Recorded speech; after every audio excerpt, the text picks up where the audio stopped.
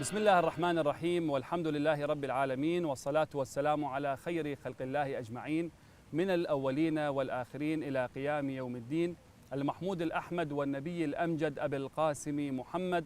اللهم صل على محمد وآل محمد، اللهم صل على علي أمير المؤمنين ورحمة الله وبركاته، وكذلك اللهم صل على فاطمة سيدة نساء العالمين.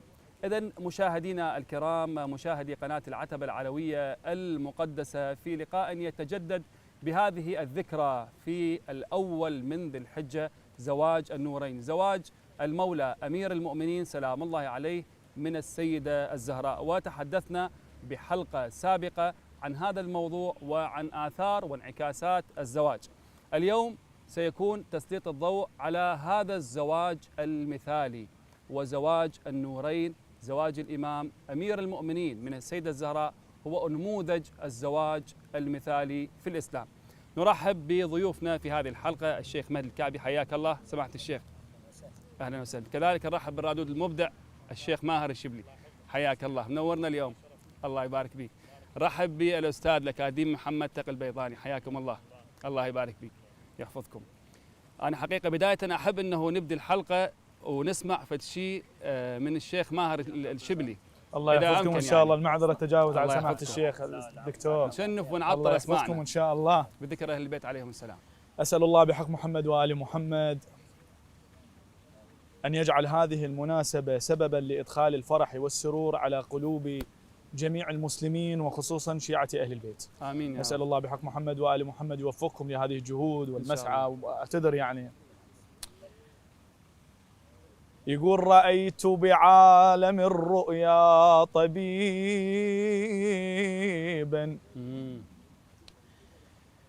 رأيت بعالم الرؤيا طبيبا، عيادته قصرا من فوق تلي، لطيف،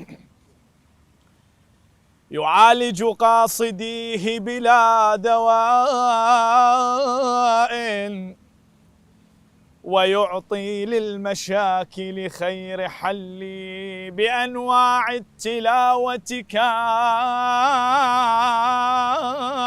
يتلو، وأذكار البراءة والتولي، فقربت الخطى فأدار عينا إلي وقال بالصوت المجلي، إذا رمت الوصول لأي شيء ولو حلما على الزهراء صلي. اللهم صل على محمد وآل محمد. أحسنت، الله طيب الله أنفاسك، الله يسلمكم، الله إن شاء الله يزيدكم ويحفظكم. طبعا سماحة الشيخ تحدثنا بالحلقة السابقة عن انعكاسات هذا الزواج، زواج النورين، وتأثير على المجتمع، بعض الأمور، بعض الآثار الإيجابية في هذا الزواج. اليوم حقيقة الزواج في الإسلام، يعني هذا محور الحلقة، كيف تجلى في زواج الإمام علي عليه السلام والسيدة الزهراء؟ شنو يعني هناك دلالات في القرآن الكريم مثلا بخصوص هذا الزواج المبارك وأحاديث أهل البيت عليهم السلام؟ بسم الله الرحمن الرحيم، الحمد لله رب العالمين، وصلى الله على سيدنا محمد وآله الطيبين الطاهرين.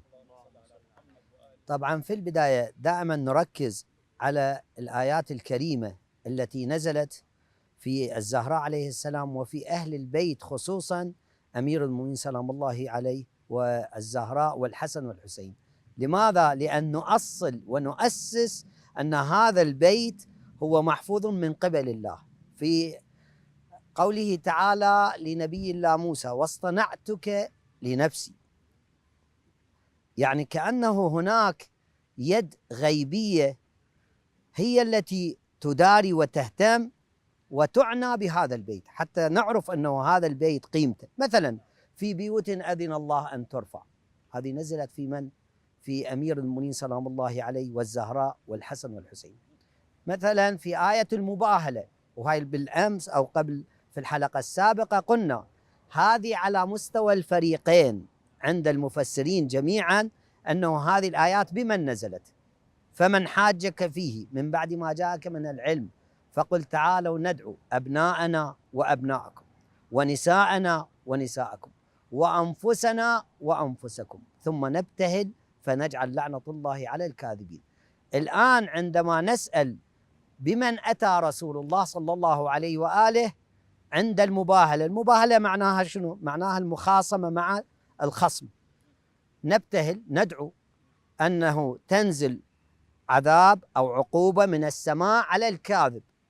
بمن أتى رسول الله صلى الله عليه وآله؟ كل المسلمين قاطبة يقولون بأن رسول الله صلى الله عليه وآله أتى بعلي نفس رسول الله، ونساءنا ونساءكم جاء بفاطمة. لم يحدثنا التاريخ أبدا جاء بغير فاطمة أبدا، ولا واحدة من نسائه أبدا، ولا واحدة من نسائه. وأبناءنا وأبناءكم الحسن والحسين. هذا نؤصل أنه هذا البيت معنى به ومهتم به من قبل الله، ذو عناية ورعاية واهتمام من قبل الله سبحانه وتعالى. حتى عندما نقول هذا البيت كان مثالي، عندما نقول هذا الكيان المقدس، الزواج الذي اهتم به الله سبحانه وتعالى واهتم به رسول الله صلى الله عليه وآله، لا بد أن يكون مقدسا وكيان مقدس حتى يكون ماذا؟ حتى يكون بيت ناجح وزواج مثالي لا أحد يصل إليه. لأنه ماذا؟ لأنه نفس رسول الله وفاطمة روحي التي بين جنبي. هؤلاء قطباء الزواج يمثلون ماذا؟ يمثلون أولا نفس رسول الله صلى الله عليه وآله هو أمير المؤمنين، وبعد وروحي التي بين جنبي. وقلنا أنه يرضى الله لرضاها ويغضب لغضبها، فكيف يكون بيت مثالي؟ إذا لاحظنا الزهراء سلام الله عليها في هذا البيت لم يحدثنا التاريخ أن الزهراء عليها السلام في يوم من الأيام أو في ساعة من الساعات كان عندها مثلا بيت غضب، بيت توتر، زين، بيت مثلا توقعات، بيت خارج عن الأمور الطبيعية أو الأمور المستقرة والاطمئنان. لماذا؟ لأن الله سبحانه وتعالى في قلوبهم، ألا بذكر الله تطمئن القلوب. لذلك نلاحظ أن هذا البيت بيت راحة، طمأنينة، سكينة، وقار، فضلا عن من؟ عن الإخلاص والطاعة لله سبحانه وتعالى. فإذا لذلك هذا البيت نستقرأه من القرآن الكريم، من روايات. قلنا احنا ذكرنا بالحلقة السابقة أنه الخطاب الذين جاءوا إلى الزهراء عليه السلام، طبعا في مقدمتهم الأول والثاني والثالث عبد الرحمن وغيره وغيره، النبي صلى الله عليه وآله يقول انتظروا أمر السماء أو انتظروا القضاء في شأنها، إلى أن هبط جبرائيل الأمين يقول له أن الله سبحانه وتعالى يأمرك أن تزوج النور من النور. فلذلك هذا التأسيس والتأصيل نعرف أن هذا البيت المبارك والزواج المبارك معنى من قبل الله سبحانه وتعالى. فلذلك لابد أن يكون زواجا مثاليا وبيتا مثاليا. يعني هاي عفوا الخصوصية بالزواج. أحسنت سمعت الشيخ، باعتبار زواج مثالي. نعم، يعني زواج مثالي ونموذجي، زين، يعني برسائل كثيرة راح تكون. أحسنت. هاي نعم. واحدة من الرسائل، أنه بيت الراحة تكون به. نعم. وبعيد عن المشاكل. أحسنت. بعيد عن أحسنت. المنغصات اللي قد تكون بين العائلة. الله الرضا بقضاء الله أيضا، يعني أسباب كثيرة. الرضا بقضاء الله، التسليم لأمر الله. لذلك تلاحظ أنه مستقرين حياة طمأنينة راحة جدا، فضلا قلت لك عن من؟ الإخلاص والقرب إلى الله سبحانه وتعالى. جميل. طيب إن شاء الله نعود في تتمة هذا الموضوع. ومثل ما بينا انه جلسه ان شاء الله مفتوح، حتى ان شاء الله الشيخ ماهر الشبلي يشارك ويانا. والله عندي تعقيب على سماحه الشيخ. نسمع بالخدمه. بس بعد تجاوز على الدكتور. نسمع. احنا هسه يعرف جناب الدكتور لما تشرح فد موضوع بالتدريس او نعم طالب يقول لك حتى افهم قدم لي نموذج، قدم لي مثال توضيحي بالضبط. الاسلام ورسول الله صلى الله عليه وآله قدموا نموذج لما أمروا به. مثلا أمرتنا بالصدق، قدم لي نموذج الإمام الصادق. أمرتنا بكظم الغيظ، قدم لنا الإمام الكاظم.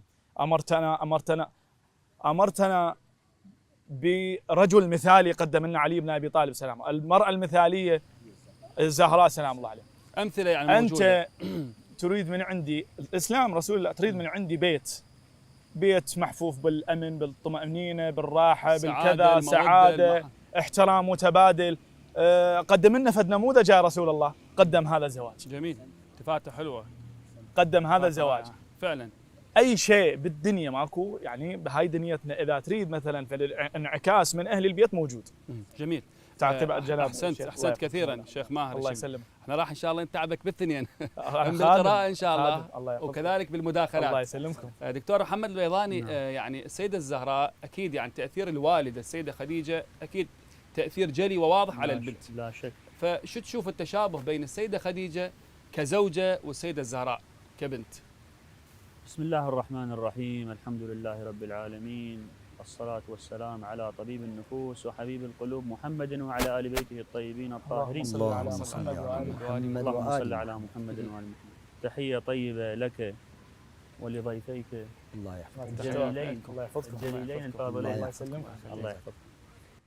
السيدة خديجة أنتجت الزهراء سلام الله تعالى عليها، والسيدة الزهراء أنتجت الإمام الحسن، الإمام الحسين، السيدة زينب. هذا على المستوى التربوي، كلاهما أنتجوا عظماء. على المستوى خلينا نسميه العقدي، السيدة خديجة سلام الله تعالى عليها قاتلت قتال شديد حتى أمست وحيدة فريدة عند وفاتها سلام الله تعالى عليها. ماكو واحد يزور. وحتى في ولادة الزهراء. هذا من أجل شنو؟ من أجل الإيمان برسالة الزوج. وكذلك الزهراء سلام الله تعالى عليها أول شهيدة من أجل نهضة علي بن أبي طالب سلام الله تعالى عليه. الإيمان بالوصي، هذيك الإيمان بالنبوة، وهذه الإيمان بوصي هذا النبي. بعد على المستوى الشجاعة كلتاهما، وبعد اللي ينطي نفسه والجود بالنفس أقصى غاية الجود. بعد على مستوى سعادة الزوج، رواية يعني هذه موجودة بالبخاري، السيدة عائشة تقول له أنت هواي يعني تذكر السيدة خديجة، الله سبحانه وتعالى مو أبدلك بخير منها. لا، امتعض رسول الله. واي كان يمتعض؟ شوف، قالها رزقني الله حب خديجة. الله أكبر. الرسول يقول الله رزقني حب خديجة، بحيث إذا يريد يسوي فد طعام شيء يقطع اللحم ويقولها لصديقات خديجة، يوديها لصديقات خديجة بعد وفاة خديجة. والسيدة الزهراء سلام الله تعالى عليها، إن الإمام علي عليه السلام يقول عندما أنظر إليها تزول الهموم. شنو هذه؟ شنو هالراحة؟ هاي في قضية إسعاد الزوج. إذن كلتاهما عظيمتان وأنجبتا عظماء. المحسن الله. طبعا نعود بخصوص هذا الموضوع، وكذلك المداخلات اللي اتفقنا تكون بيناتنا إن شاء الله مثمرة ومنتجة إن شاء الله، إن شاء الله، والغرض الفائدة للجميع والمشاهد الكريم. مشاهدينا الكرام، ما زلنا معاكم، نذهب إلى فاصل قصير ونعود بعد هذا الفاصل.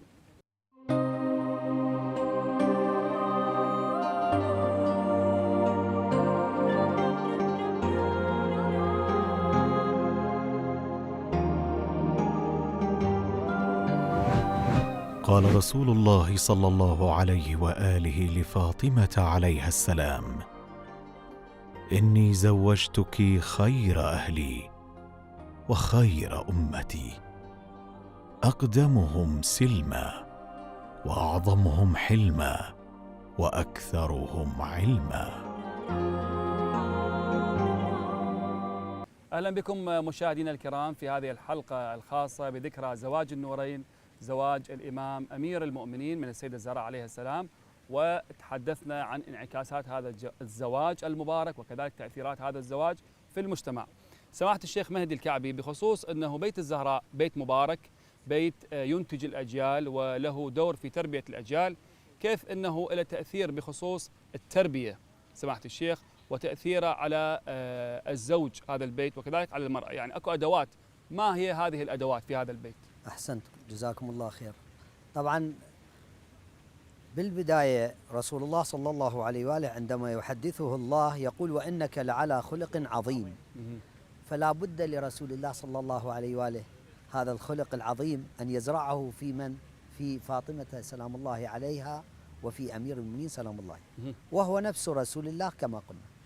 فلذلك نلاحظ أن الزهراء كيف كانت تربيتها من قبل الله سبحانه وتعالى حتى وصلت القمة أن يقول لها رسول الله صلى الله عليه وآله فاطمة أم أبيها. لماذا أم أبيها؟ بعض المفسرين يقول لأنها عوضت حنان أمها لرسول الله صلى الله عليه وآله.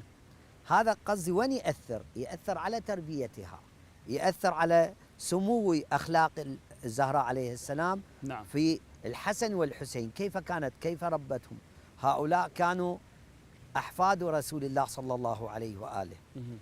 اهتمت بهم أشد العناية مثل ما قلنا. ليش؟ لأن إمامه الزهراء عليه السلام عرفت أن هؤلاء سيكون لهم شأن، وبالتالي راح يمثلون حجة الله في الأرض، فلا بد أن تهتم بهم أولا بالشأن العبادي. نعم.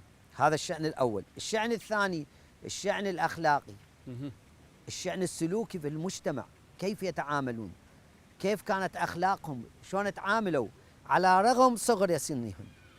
وهذا يرجعنا إلى شيء أيضا، أن الزهراء كانت تحدث أمها خديجة وهي في بطنها. حتى أن نساء قريش عندما عزلناها عزلا خديجة وهجرنها، ماذا كانت تحدثها؟ من يحدثها؟ الزهراء تحدثها. هذا يعني كأنه شنو؟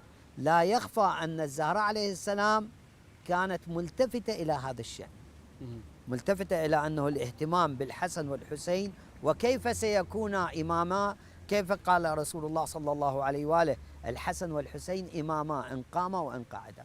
إذا لم تكن بهذه التربية، بهذه النشأة، بهذه الأخلاق، بهذه العبادة، بهذا الورع، بهذه الأعمال، كيف يكونا؟ ولذلك حتى كان الإمام الحسن عليه السلام عندما يذكرون أخلاق الإمام الحسن كان يحفظ ما يلقيه رسول الله صلى الله عليه وآله على المنبر، ويأتي إلى أمه يقول اليوم جداه تكلم بكذا وكذا وكذا. ولذلك يقولون أنه كانت الزهراء عليه السلام تحدث أمير المؤمنين، تقول له اليوم أبي تكلم على المنبر كذا وكذا. يقولها من أخبرك؟ تقول ولدي الحسن. لاحظ التربية في يوم من الأيام، فكأنه الإمام سلام الله عليه أخذ جانبا، يريد شنو؟ يريد أن يرى الحسن يتكلم بحديث جده في المسجد. فجاء وأخذ زاوية، دخل الإمام الحسن يريد أن يتكلم حسب بأن والده موجود. قالت بني تكلم. قال إن لساني يكل، لعل شنو؟ لعل سيدا يرعاني، أنا ما أقدر أتكلم في حضرة منه؟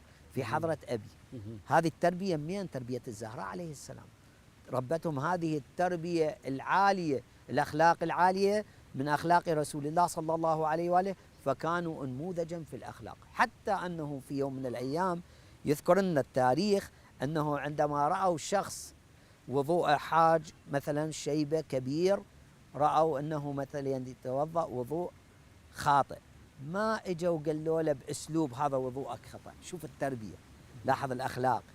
قالوا جعلناك حكما بيننا، الحسن والحسين، حتى يوصلون الرساله. احسنت، بطريقه احنا راح جميلة. نتوضا وانت انظر من منا وضوءه اصح.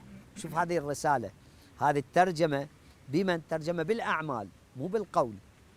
فكانوا بذلك مثالا للخلق العالي الرفيع التي ورثوها من امهم ومن جدهم صلوات الله عليهم أجمعين. نسمع مداخلتك شيخ ماهر بخصوص التربية، وكيف أنه الأب والأم لهم دور على تربية الأولاد، يعني انعكاس الزهراء عليه السلام والأمير عليه السلام بخصوص مجتمعنا الآن.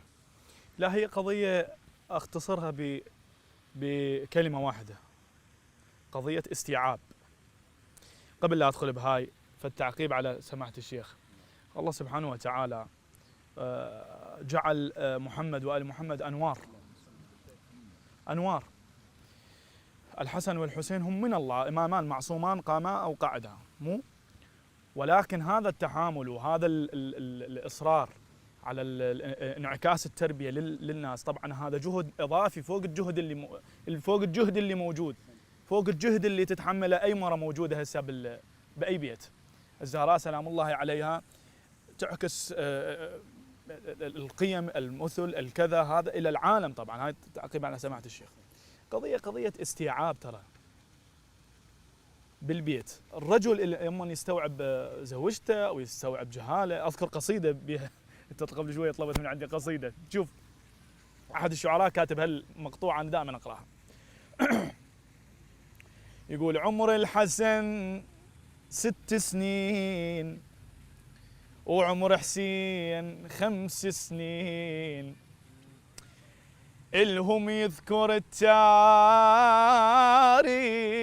دعابة بين هالطفلين، من خطوا بديهم خط ومدرش خطة الجفين، بأدبهم قصدوا الزهرة يا يما نريدك تحكمين، ياهو يكون خط أحسن نريدك انتي تميزين، الزهرة بقت متحيرة ودمعا هلت من العين، ياهو تقول خط أحسن واليا خاطر تكسرين، قالت هالعقد يحمل 7 خرزات يا طيبين، أقطع لي لما أكثر يفوزوا إحنا منتظرين، لما وكل من 3 6 خرزات بين 2 وظلت على رض وحده ولن الأخوة متنحين، شلون الحسين ياخذها شلون حسين ياخذها احترامه الأخوه يبين، شلون الحسن ياخذها لا ينكسر قلب حسين، أوحى الباري الجبريل انزل بالأرض انزل للأرض بالحين، واقسم خرزة الزهرة بين أولادها السبطين، تساووا بالفضل يمهم برضاك انت من ترضين. أحسن قصيدة هواي حاملة معاني كلش لطيف. يعني هذا هم تعقيب على كلام الشيخ، هذا تعقيب على كلام الشيخ، وتضمين ببعض المعاني الجميلة أنه دور الأم يعني ما تكسر طيب الله أنفاسكم، ما تكسر خاطر الطفل. قضية اختصرت كلام الشيخ كله بكلمة، هو الاستيعاب. بالضبط. شلون الاستيعاب؟ انت اليوم اذا ما عندك امكانية مثلا تلبي ممكن تستوعب. بالضبط. اليوم ما عجبك فد كلام من ابن او بنت او زوجة او كذا او حتى صديق ترى بالمناسبة. بالضبط. قضية استيعاب يعني. هو هذا هذا يعني تقبل استيعاب. قصدك تقبل يعني تقبل استيعاب الموضوع، هذا تقبل اخر. جميل. طيب استاذ محمد تقي نعم. بيضاني بخصوص اطعام الطعام. نعم. يعني نلاحظ انه بداية هذا الزواج أكد الرسول على إطعام الطعام في هذا الزواج، يعني إطعام الطعام عند التزويج. نعم. فكيف تقرأ هذا الموضوع؟ صراحة يعني الأمر في غاية المعالجة والدقة والأهمية. الرسول صلى الله عليه وآله وسلم لما يأكد يعني مستحب، عندنا مستحب مؤكد إطعام الطعام في التزويج يسمى الوليمة. الوليمة هي من الإيلام، الاجتماع، يجتمع الناس، وهذا إلى أبعاد هواي حتى يستحب أكلها. أحسنت.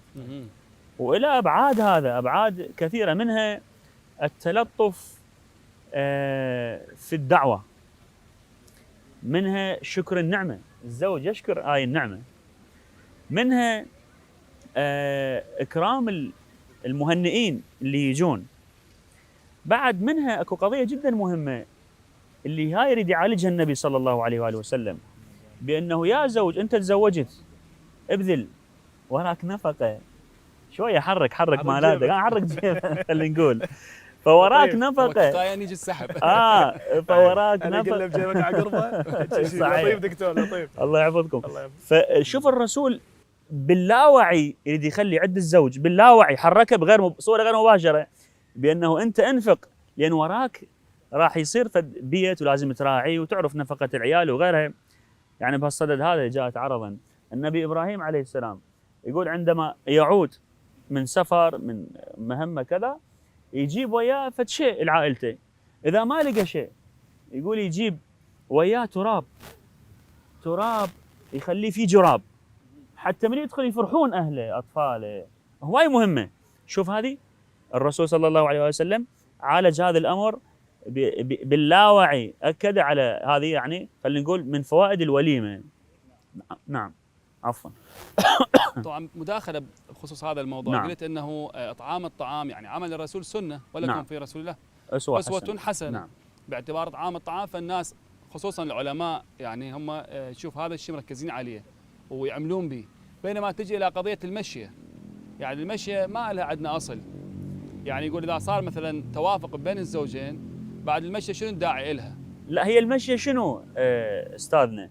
من باب اكرام الطرف الاخر، بانه هذا احنا نبوع لك بالعين التبجيل الاجلال، والمشي لها امس ذكرنا احنا بانه من باب الاشهار حتى النسب لا يروح وغير هاي الابعاد. ممكن وكذلك قصدي ما ورد عندنا انه عمل من اهل البيت بالمشيه، قصدي العقد وارد، هو العقد واجب طبعا اكيد قبل الزواج. مو هذه من ضمن هذه الاشهار. موجوده، حتى الامام الرضا عليه السلام راح خاطبا لاحد اصحابه. موجود هذه القضيه. الخطبه لو المشيه مو اكمل هو خطبه. المشيه خطبه يعني لا. من امشي واخذ مجموعه واتحدث انا.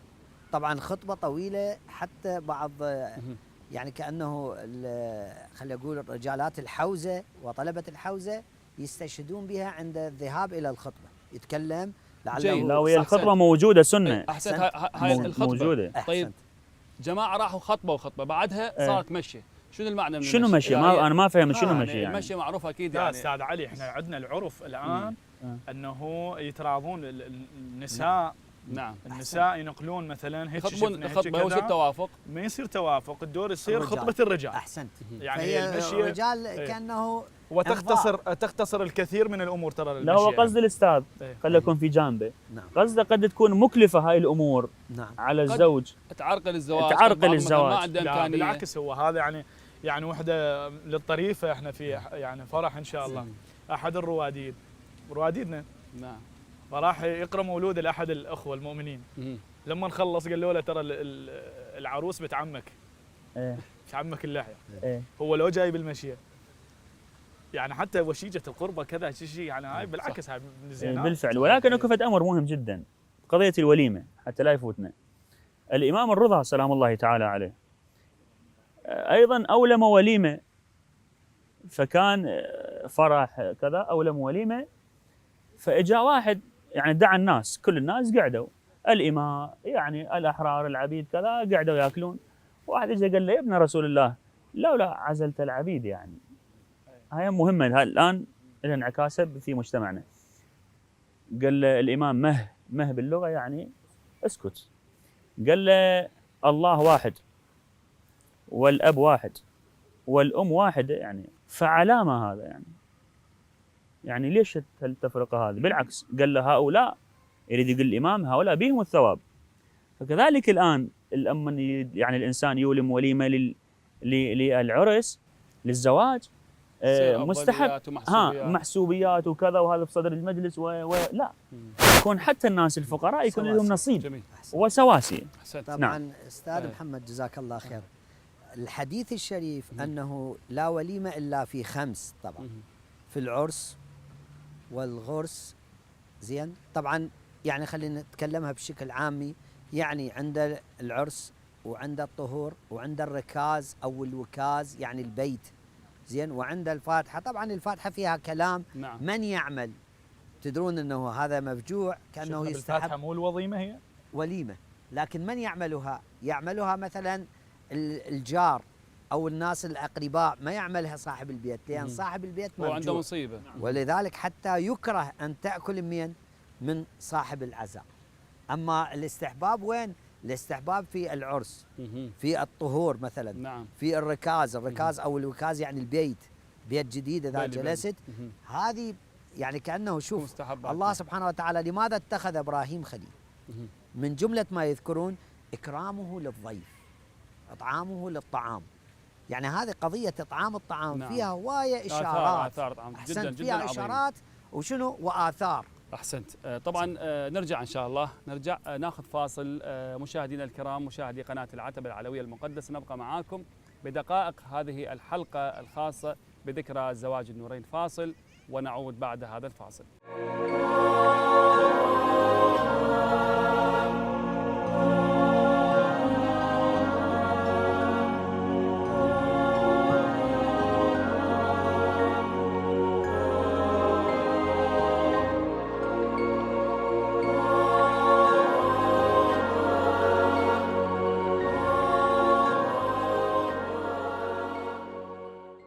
حياكم الله مشاهدينا الكرام، اهلا ومرحبا بكم في هذه الحلقه الخاصه زواج النورين.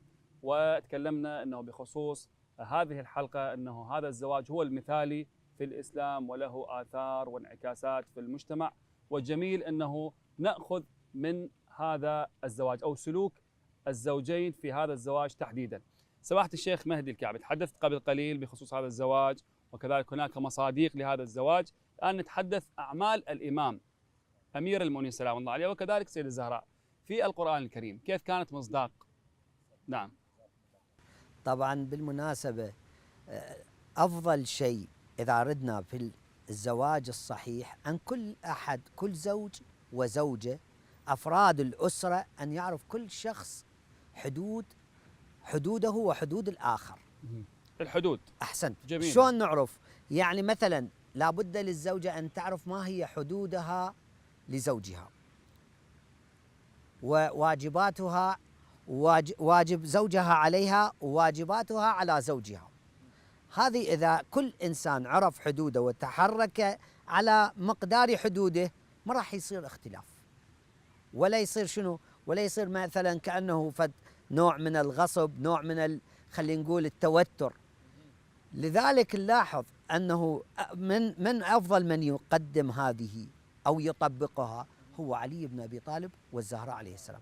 إذا لاحظنا أن أمير المؤمنين قسم العمل، إيش قال للزهراء؟ قالها أنا كل ما برا البيت، كل ما خارج البيت علي، وأنت كل ما داخل البيت عليك. لكن مع هذا شوف زاد أمير المؤمنين في ذلك، ساعد الزهراء في ذلك. حتى في داخل البيت أمير المؤمنين ساعد الزهراء في ذلك، والزهراء أيضا، حتى الزهراء هم خارج البيت ساعدت من؟ ساعدت رسول الله صلى الله عليه وآله. هسه هذا بعد الزواج، قبل الزواج ماكو إشكال، بس قصدي كانت مثالا علما، مثالا أنه لحدود زوجها في داخل بيتها التزمت. نلاحظ قلنا في شأن التربية، في شأن الاهتمام بالأطفال، في شأن اهتمامها بعبادتها وبربها. في كل هذه لم نرى تقصير عند الزهراء عليه السلام في علاقتها بربها، علاقتها بزوجها، علاقتها بأبيها، وعلاقتها بأطفالها، وحتى علاقتها بمجتمعها. بالحلقة السابقة قلنا بأنه كان هناك مجلس للدرس والفقه عند الزهراء عليه السلام، وحتى بعضهم يقول لتفسير القرآن عندها.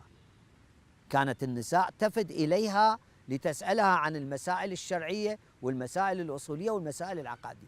تلاحظ أن الزهراء عليه السلام بكل هذه تحركت من دون أن شنو، أن يؤثر جانبا على جانب، كلها رضاها لربها، طاعتها لربها، حتى تورمت قدمها. وكان يقول الحسن سلام الله عليه: رأيت أمي في ليلة الجمعة قامت في محرابها تصلي، وهنا كأنه شوف إلغاء الذات، وتدعو علما لجيرانها ولم تدعو لنفسها. فسألتها: أماه أراك لا تدعون لنا؟ قالت الجار قبل الدار.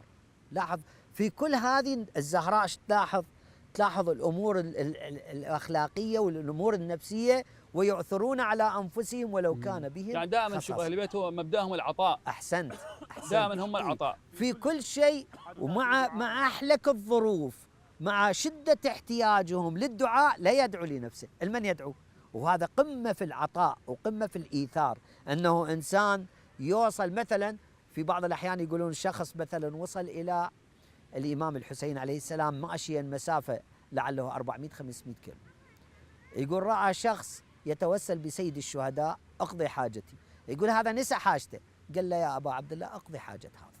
شوف الإيثار هنا يتجسد. فالزهراء في تلك الليلة الجمعة ليلة عظيمة، والله سبحانه وتعالى يستمع ويجيب الدعاء في تلك الليلة، والزهراء لا تطلب ولا تدعو لنفسها، تدعو لجيرانها. جميل. ذكرت سماحة الشيخ أنه الإيثار عند الزهراء عليه السلام هذا هو ديدن أهل البيت عليهم السلام، بالتأكيد هم مبدأهم العطاء للناس. أحسنتم. قضية شيخ ماهر الشبلي، قضية أنه ذكرها الشيخ، ناخذ رأيك بها، أنه قضية البعض يأنف أو يستنكف أنه يخدم بالبيت وأعراف وعيب وفشلة وما يصير أنا رجل أخدم داخل البيت، كيف تقرا هذا الموضوع؟ واحده هذا من موجود طبعا عندنا. واحده من اساليب الشيطان اللي يدخل بها للانسان هو الاحباط. الاحباط. نعم.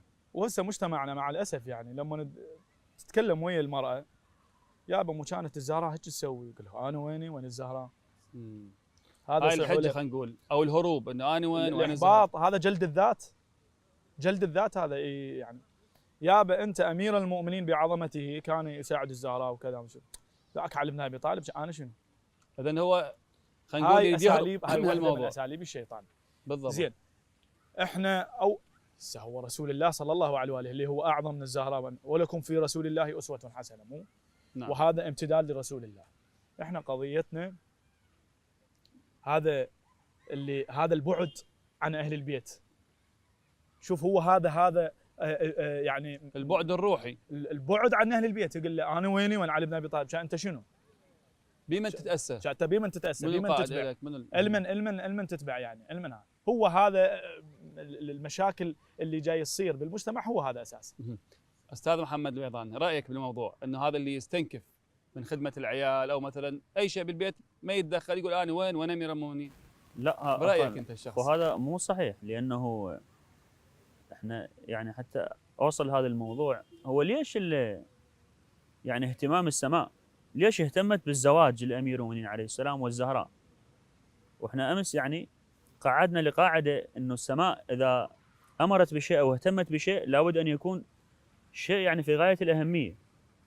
هو ليش الاهتمام والزواج صار بالسماء بعدين اعلن عنه بالارض؟ زواج النورين قصدك؟ زواج النورين، ليش هذا؟ حتى هذا يتحقق. حتى هو قال يعني الضيفان الكريمان اشاروا الى هذا، حتى يكون عندنا ترجمه عمليه للعائله. شوف هذه العائله، اذا هذه الترجمه العمليه اللي الله سبحانه وتعالى خلاها للبشريه للمسلمين، اذا انا ما اقتدي بها شنو الفائده؟ بما نقتدي. بالضبط. هذا اللي قاله الشيخ ماهر الشبلي، بانه انا وين علي بن ابي طالب؟ نعم انت مو علي بن ابي طالب، بس وين اقتدائك به؟ احسن. وش يقول؟ لن تستطيعوا على ذلك ولكن شنو؟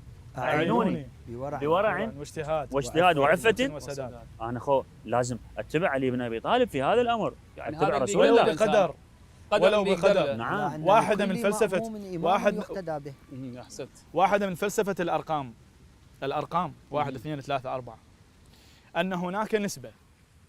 واحده من فلسفه الارقام ان هناك نسبه.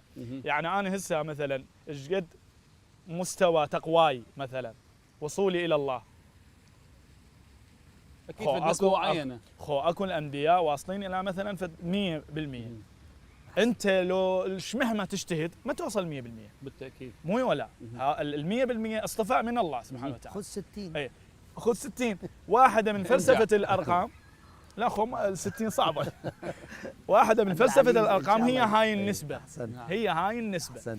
فانت تتبع علي بن ابي طالب سلام الله عليه، لو تتبع 5% خير من الله. خير من الله. وهذا الاحباط يعني وهذا حسن قصدك يعني عندنا لازم يقتدي، عنده اقتداء، ما يهرب يقول انا وين اليوم على مستواك كمقدم، مو اكو مقدمين مع احترام جنابك الكريم، يعني اكو مقدمين يعني صار لهم 50 60 سنه بالضبط. يعني واصلين الى مرحله انت قياسك بالنسبه لهم ايش قد مثلا هذه النسبه ايش قد تحددها؟ بمقدار شنو اجتهادك، مو ولا لا هو قد يكون لي مثال. مثال هذا انا كرادود، انا كمثلا عندك خطيب، مثال انا ما ادري شنو تقتدي به مثلا باعمالك. بالمناسبه هذا الباب، هذا الاحباط وجلد الذات، هذا باب الى مشاكل تنتهي بالانتحار بالمناسبه. الله يجيرنا. اي حقيقه، والا لا وهذا هروب شيخنا، هذا هروب. شلون هروب؟ هذه يسمونها الان انعكاسها. وين؟ عندنا وقت في دقيقتين ان شاء الله بدقيقه يعني دقيقه. هذه نسميها احنا لما يعني نهرب عن القدوه، هذه يسمونها عباده ابليس. شلون؟ مثلا واحد هسه الان عندنا صايره هذه الموديل الان، المطرب هذول المغنيين الفنانين ما يصلي ما يصوم، يقول انا اساعد الفقراء، يقول الله ما محتاج صوم وصلاتي. هذا شوف يا ابا رسول الله كان يصلي امير المؤمنين، يقول لا ما محتاج صلاتي. لا هذا نقول له عباده ابليس. شنو عباده ابليس؟ لما قال له اسجد لادم قال له لا انا الك اسجد، قال له انت تعبد هواك مو تعبدني، ما جاي تعبد الله سبحانه وتعالى. فكذلك اللي يقول انا لا وين علي وين عن يعني، او المراه تقول وين فاطمه، هذا هذه هروب، هذه هروب عدم اقتداء. والاقتداء بابليس. هذا مجتمعنا الان هو كله الآن يستدي جاي يصير. بمطرب هذا الآن ومطربه بالفعل. أحسنت. وكذا أستاذنا. هذول بالفعل. وخصوصا هالظاهره اللي نعم. موجوده الان بالفيسبوك مهم. واليوتيوب وكذا، هذول ما والله ما اعرف بلوكر مدري بلوكر ايش شيء. على كل بعد اي هذا هم الهلايام، هم اللي صايرين قدوه. بالضبط هم اللي أحسنت. صايرين. الله وال- يجينا واياكم إيه. ان شاء الله. وهذا بالمناسبه موضوع جدا خطير. هذا ممنهج، احسنت. ممنهج ومؤسس لضرب القدوه. بالضبط. أحسنت. ومؤسس ممنهج له. مؤسسات والله ممنهج لضرب القدوه. مهم. اليوم انا العمامه تمثل عندي قدسيه. احسنت.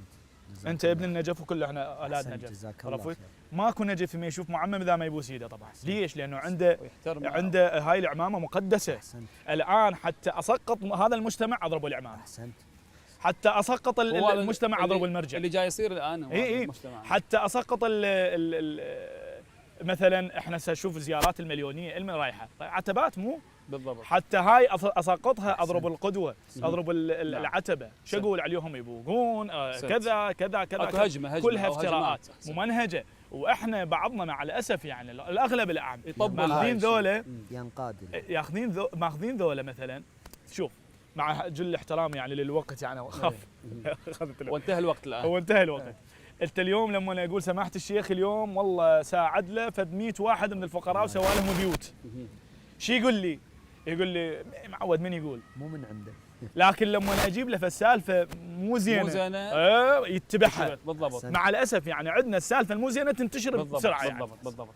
طبعا نتمنى انه الوقت اكثر نستفيد ونستنير الله من هاي يحفظك. الافكار اللي هي مستوحاة من منهج اهل البيت عليهم السلام، لكن ضيق الوقت نشكر سماحه الشيخ مهدي الكعبي. تحياتنا جزاكم سماحه الله الشيخ، خير. الله يحفظكم. الله يحفظكم. وكذلك الرادود المبدع ماهر الشملي، حياك الله. وكذلك محمد تقي البيضاني، شكرا جزيلا. حبا وكرامه. الله يسلمكم.